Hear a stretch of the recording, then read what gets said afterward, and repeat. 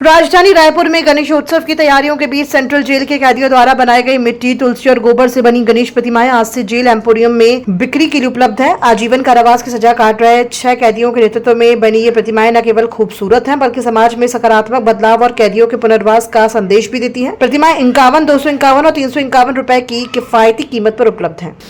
ये बंदियों द्वारा निर्मित है और ये शुद्ध मिट्टी का बना हुआ है, इको फ्रेंडली है ना। इसको विगत करीबन 15 से 20 दिन लगता है बनाने में। सूखने और पकने के बाद फिर उसको कच्चे कलर से ही रंग किया जाता है। ये विगत 10 सालों से बनाया जा रहा है और गणपति हर साइज की बनती है। जो घरों पे रखते हैं 2 फीट तक के अंदर ही रखा जाता है। तो ये छोटी जो मूर्ति है 51 रुपए की है। उसके बाद वाली आप जो देख रहे हैं 201 रुपए की है। आप पीछे देख रहे हैं वो 301 रुपए की है। और इसके अलावा और क्या-क्या बनाया जाता है? इसके अलावा बंदियों द्वारा निर्मित सामग्री है, जैसे काष्ठ कला से संबंधित कहा जाए तो वुड से संबंधित है, कॉटन से संबंधित सामग्री है, जूट मटेरियल है, फर्नीचर में सोफा है, ड्रेसिंग है, डाइनिंग टेबल वगैरह है और टेराकोटा का सामान भी आता है। जैसे लक्ष्मी जी, दिवाली के समय लक्ष्मी जी की मूर्ति है, दिया है, कलश दिया है, कछुआ दिया है, थाली दिया है। विभिन्न प्रकार की जो मिट्टी से बनते हैं वो सभी सामग्री तैयार की जाती है। अच्छा, जेल प्रशासन द्वारा इस पहल को अपनाने से कैदियों के जीवन में क्या प्रभाव पड़ेगा? उनके जीवन में एक तो उनका अपना स्वयं का स्वावलंबन तैयार होगा। वो अपना जो एक निजी व्यवसाय वो खुद कर सकते हैं और इनको सिखाया जाता है। हाँ, यहाँ प्रशिक्षण देने के लिए टीचर्स रहते हैं, कुछ तो अपने में ही कलाकार होते हैं और जो सीखना चाहते हैं उनको प्रशिक्षित भी किया जाता है। उप मुख्यमंत्री और नगरीय प्रशासन और विकास मंत्री अरुण साव ने आज केंद्रीय आवास और शहरी कार्य मंत्री मनोहर लाल की अध्यक्षता में आयोजित स्वच्छ भारत मिशन की राज्यवार समीक्षा बैठक में भाग लिया। बैठक नई दिल्ली से वर्चुअली आयोजित की गई। उप मुख्यमंत्री अरुण साव नवा रायपुर स्थित अपने निवास कार्यालय से नगरीय प्रशासन विभाग का सचिव डॉक्टर बसवराजू एस, संचालक आर एक्का और राज्य शहरी विकास अभिकरण के सीईओ श्री शशांक पांडे के साथ बैठक में जुड़े। केंद्रीय आवासन एवं शहरी विकास मंत्री मनोहर लाल खट्टर जी ने देश भर के सभी नगरीय प्रशासन मंत्री और अधिकारियों की बैठक की। बैठक में आने वाले स्वच्छता की गतिविधियों को लेकर उन्होंने चर्चा की। स्वच्छता पुरस्कार 24-25 संपन्न हुआ। उसमें हमारे 3 शहर स्वच्छ सुपर लीग में चयनित हुए, अंबिकापुर, पाटन और विश्रामपुर। अब इस अभियान को और बढ़ाने के लिए ये जो स्वच्छता सुपर लीग में चयनित जो शहर हैं वो अपने साथ एक एक निकाय को और स्वच्छ बनाएंगे और आगे चल के उन दोनों शहरों के आधार पर रैंकिंग होगी और एक विस्तृत कार्य योजना स्वच्छता को लेकर, स्वच्छता के लिए जो गतिविधियां अलग अलग राज्यों में चल रही है उन सब की समीक्षा उन्होंने की है। उप मुख्यमंत्री अरुण साव ने बताया कि छत्तीसगढ़ में स्वच्छ शहर प्रतियोगिता की तैयारियां पूरी हो चुकी हैं। आगामी महीने से राज्य के विभिन्न नगर निकायों का सर्वे शुरू किया जाएगा। इसके साथ ही 17 सितंबर से 2 अक्टूबर तक राज्य में सेवा ही पखवाड़ा अभियान भी चलाया जाएगा। हमारे शहर का, हमारे प्रदेश का स्वच्छता में बहुत अच्छा स्थान है देश के अंदर। आने वाले समय में हम उसे और तेज गति से प्रारंभ करेंगे। हमने अपने राज्य का भी स्वच्छ शहर प्रतियोगिता की तैयारी कर ली है और उसे अगले महीने से उसे प्रारंभ करेंगे। सर्वे प्रारंभ होगा एक एक निकाय का, अलग से उन शहरों को पुरस्कृत करेंगे, प्रेरित करेंगे। आने वाले समय में गणेश पूजा आ रहा है, नवरात्रि का पर्व आ रहा है। उस पर्व को स्वच्छता से जोड़कर अभियान चलाएंगे कि पर्व के दौरान हमारे शहर स्वच्छ रहें। बहुत विस्तार से बातचीत हुई है। सेवा ही पखवाड़ा है 17 सितंबर से 2 अक्टूबर तक चलने वाला अभियान को लेकर विस्तृत कार्य योजना पर चर्चा हुई है। जिला वनोपज सहकारी संघ मर्यादत के पदाधिकारियों ने आज 1 दिवसीय धरना प्रदर्शन किया। उनका आरोप है कि संघ में पदस्थ लेखापाल का 2 बार ट्रांसफर आदेश होने के बावजूद उसे भार मुक्त नहीं किया गया, जिससे कामकाज प्रभावित हो रहा है। पदाधिकारियों ने चेतावनी दी है कि अगर जल्द कार्रवाई नहीं हुई तो आंदोलन तेज किया जाएगा। इसमें यह था कि जैसे आदेश हुआ, जैसे ही प्रशासनिक आदेश हुआ है उसके पश्चात उन्होंने कोर्ट में एक पिटीशन दायर किया। तो कोर्ट का ये आदेश हुआ है कि एमडी, हमारे राज्य एमडी जो है उनके समक्ष अपना आवेदन देंगे 1 सप्ताह के अंदर, और उसके पश्चात 3 सप्ताह के अंदर एमडी जो है राज्य वाले, हमारी स्टेट वाले, वो डिसीजन लेंगे कि उस पर क्या करना है। उसके पश्चात ही ये भार मुक्ति का कार्रवाई की। उसमें आदेश में यही है कि उसके पहले तक भार मुक्त ना किया, मतलब दबाव ना डाला जाए। ये इसी कारण से रुका हुआ है। जैसे एमडी का स्तर का आदेश आएगा वो सभी को मानना है। यहाँ वाले हमारे रायपुर वाले एमडी सर को मानना है, सभी को मानना है, जो आवेदक है उसको ही मानना है, सभी को मानना पड़ेगा। क्या है, हमारे जिला वनोपज में लेखापाल श्री लक्ष्मण नेताम का ट्रांसफ़र 16/7 को हुआ है प्रशासनिक, और अभी तक शासन प्रशासन का उसका भार मुक्त नहीं कर रहे हैं। इसीलिए हम लोग आज 42 दिन हो गया है, जो कि तत्काल भार मुक्त करना था। पिछले 2019 में भी हुआ था इसका ट्रांसफ़र, लेकिन क्या कारण है, को गरियाबंद में रहना चाहता है। हम लोग चाहते हैं कि अब जो भी है उसको जाना चाहिए यहाँ से, यही हम चाहते हैं। जिला वनोपज संघ जिला गरियाबंद के हम लोग संचालक सदस्य हैं सर, जो कि प्रजातांत्रिक प्रणाली से हम चुन कर आए हैं। उसके बाद भी जो है यहाँ जिला वनोपज संघ के जो लेखापाल, वो संचालक मंडल के सदस्यों की बात नहीं मानता, जो भी करता अपनी मनमानी से करता है। और इसके बाद भी आज सुधार हो जाएगा, कल सुधार हो जाएगा, हम लोग प्रतीक्षा में थे, लेकिन अपना जो आदत जो सुधार नहीं पाए।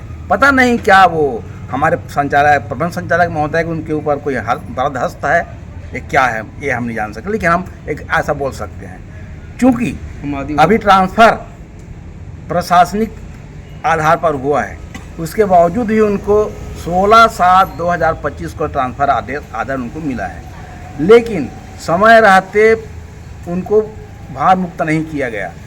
और आज 42 दिन हो गया, चूँकि हमारे आदरणीय जी कह रहे थे कि कोर्ट का आदेश करके, हम उसके बारे में हमें कोई मालूम नहीं है सर।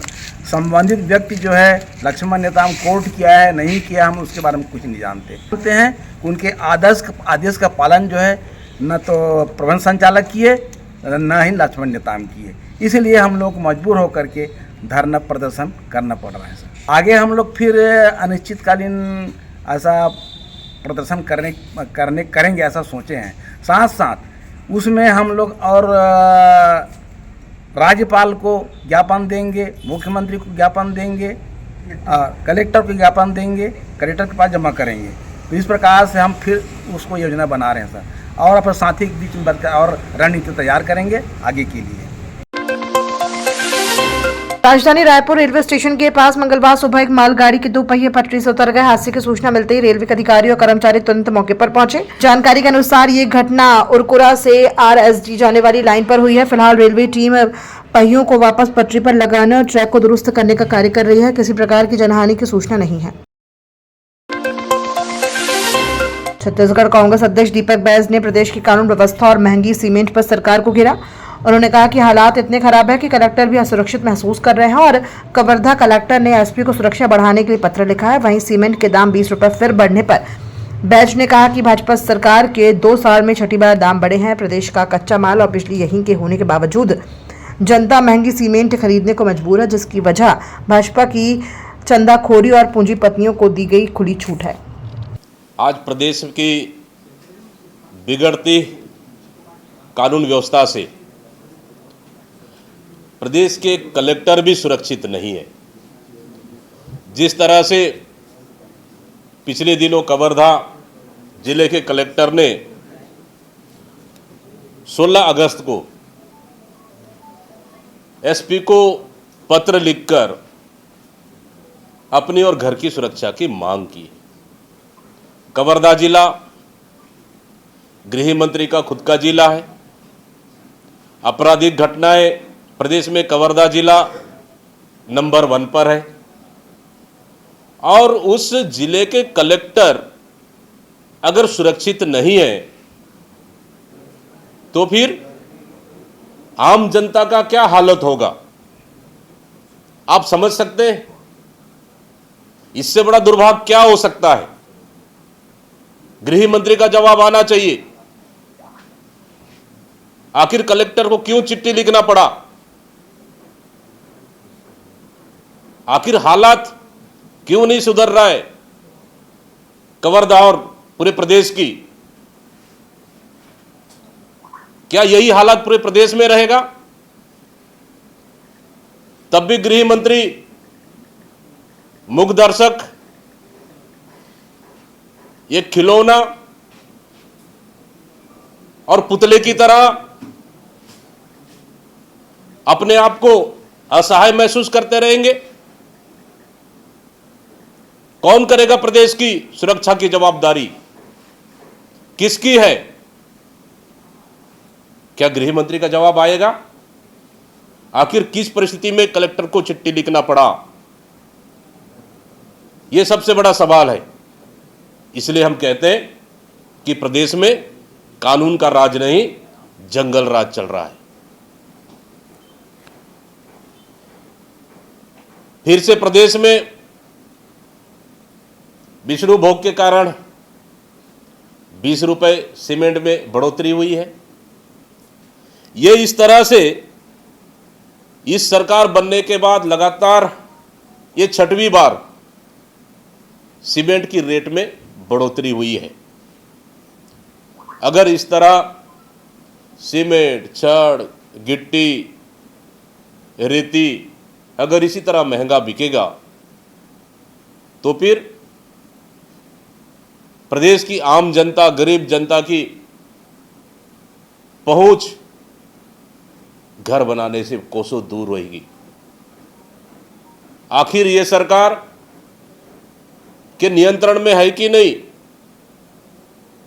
ये सरकार सिर्फ उद्योगपतियों से चंदा वसूली कर सरकार बनने के बाद आम जनता की गाड़ी कमाई को लूटकर